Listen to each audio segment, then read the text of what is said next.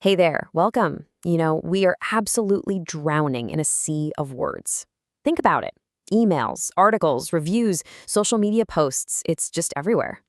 So the big question is, how do we find the real story that's hidden inside all that text? Well, today we're going to dive into the fascinating world of text mining. It's the key to turning all of that chaos into crystal clear understanding. And yeah, this really captures the problem perfectly, doesn't it? We're surrounded by this unstructured, messy, and frankly often overwhelming amount of text. For most companies, the challenge isn't about getting more data, it's about finding the signal in all that noise. And that is exactly what text mining is built to find those little gems of insight buried in a mountain of words.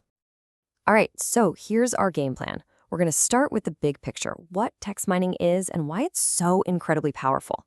Then we'll get into the nitty-gritty of how we actually teach a computer to understand our language, turn those words into numbers, and then find connections.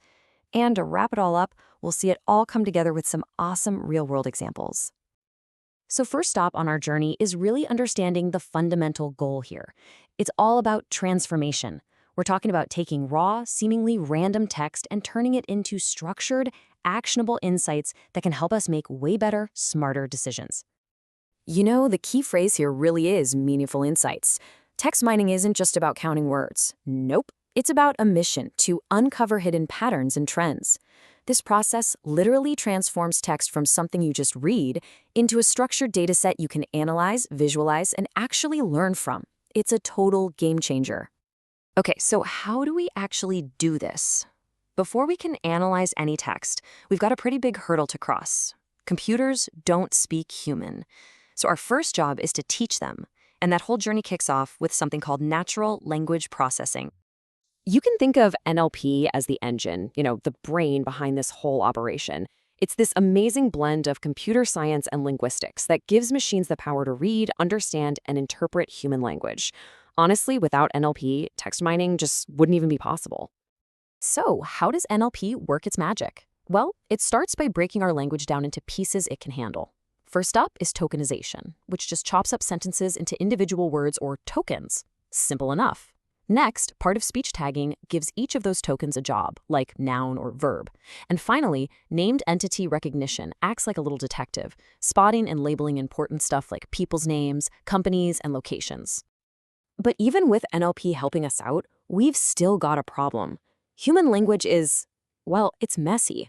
It's full of capital letters, super common words, and all sorts of punctuation that can totally confuse a computer. So before we do any serious analysis, we have to do some digital housekeeping. We call this pre-processing. This workflow is pretty straightforward, but it is absolutely vital. First, we make everything lowercase so that data with a capital D and data with a small d are seen as the same word. Next, we get rid of stop words, common filler words like the, and is that don't really add much meaning. Then we use techniques like stemming to get words down to their root form. And finally, we just strip out all the punctuation and numbers. Clean slate. This visual is just perfect because it nails the goal of pre-processing. It really is a funnel. We pour in all that messy, chaotic raw text at the top, and what comes out the bottom is clean, standardized, structured data, perfectly ready for some real analysis.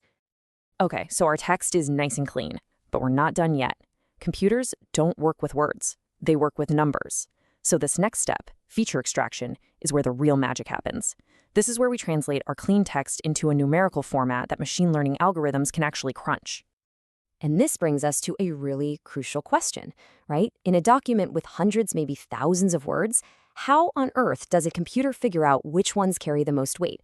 Which words truly define what that document is all about? Because just because a word shows up a lot doesn't always mean it's the most important one. The answer is this brilliant statistical method called TF-IDF. It's such a clever way to score the importance of a word, not just by how often it appears in one document, but by how unique it is across a whole bunch of documents. So here's the deal. TF-IDF has two parts. Term frequency, or TF, is super simple. It just counts how often a word shows up in one document. That's its local importance. But inverse document frequency, or IDF, that's the really clever part. It looks across all the documents and gives a higher score to words that are rare. It measures global importance. And when you put them together, it's pure magic. Let's actually see how this plays out. Okay, look at this table. The word platform appears the most often, right? It's got the highest term frequency. But now look at its final TF-IDF score. It's actually lower than the word assessment. So why is that? It's because assessment is way rarer across all the documents we're looking at, which gives it a really high IDF score. So TF-IDF correctly flags assessment as the most uniquely important word here. And this brings us to the absolute key takeaway. A high TF-IDF score is the signal we're looking for. It flags a word as a key descriptor for this document precisely because it's not common everywhere else. It is, for all intents and purposes, the unique fingerprint that defines what a piece of text is really about. So let's build on that idea. Now that every single document has a numerical fingerprint based on its most important words, we can start doing some really cool things with them, like comparing them to see how similar they are. And here is the payoff. Look at this. On the left, you see this chaotic scatter of data points, right? Those represent our documents. But on the right, they're all organized into these neat logical groups, or clusters.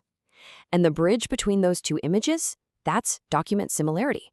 By measuring how alike those numerical fingerprints are, we can automatically group related articles, reports, or reviews together, from chaos to clarity. Now, there are a few standard ways to calculate this. A really popular one is cosine similarity, which basically measures the angle between documents to see if they're talking about the same things. Another is Jacquard similarity, which just looks at the simple overlap of unique words. And then you've got Euclidean distance, which measures the straight-line geometric distance between them in space. So we've gone from messy text to clean text, from words to numbers, from numbers to clusters. Now for the final and, let's be honest, the most important part. What can we actually do with all of this stuff? Let's talk about the real-world payoff. Oh, the applications are just everywhere. With sentiment analysis, companies can automatically figure out how customers are feeling from thousands of reviews in minutes. Researchers can use topic modeling to discover hidden themes in huge libraries of scientific papers. And you see document classification every single day. It's working behind the scenes to filter your spam and organize your news feeds. This diagram really brings it all home. We've just walked through this entire workflow, step by step. We started with that raw, unstructured text, and through pre-processing, feature extraction, and analysis, we ended up with structured, valuable insight. This is the engine that powers so much of modern data science. So, we're going to end on this one crucial thought. Every collection of text out there, whether it's customer feedback, historical archives, or scientific literature, it has a story hidden inside it. Text mining gives us the tools to finally unlock that story.